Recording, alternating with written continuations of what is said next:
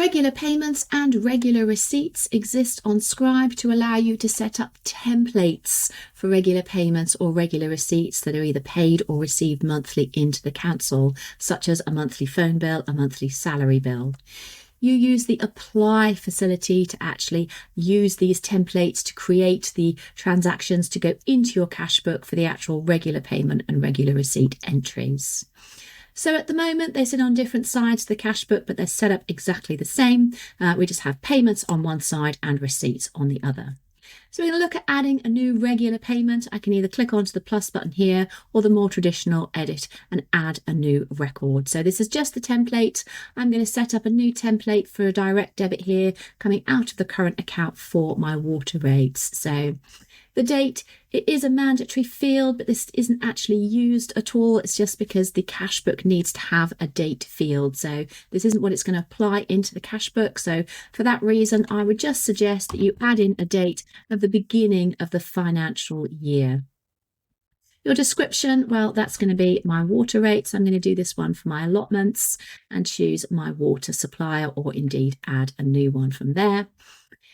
Selecting my cost centre, which is going to come out of my allotments and water, choosing the VAT type that's relevant and popping in, if known, the value of the bill. So some of them you will know, some of them you won't. If you do, add in a field. If not, keep the net value as 0 and you can edit that once it's been applied to the cash book.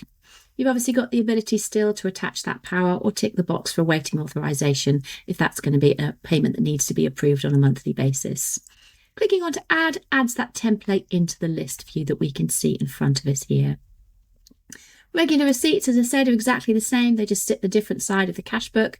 As we come into this template that we can see, this is one I created back in 2020. So the date hasn't changed at all there. It was literally just the first date that it was created. So all of these details I now don't have to key in on a monthly basis when applying these transactions to my cash book.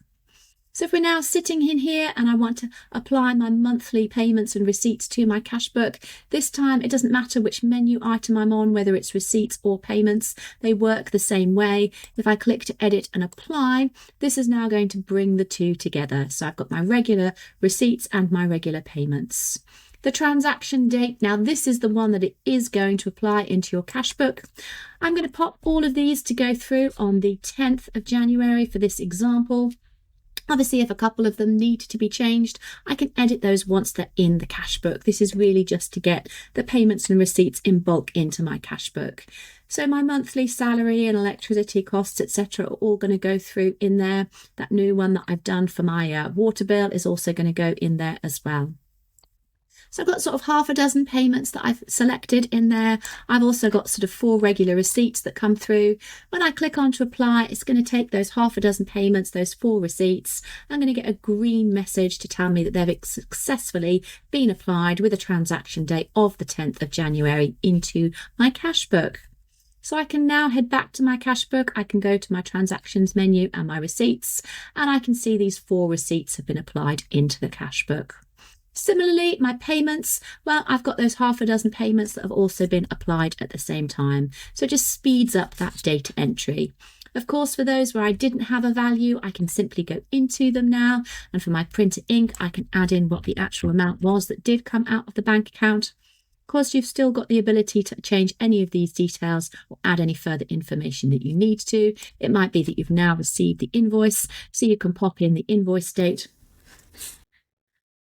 And if necessary, you can obviously update the transaction date as well. But it's much easier to come in and just edit those that need to be edited by just simply overkeying those values. And obviously the transaction date, if needed, can be changed as well, and keying them all in manually as well.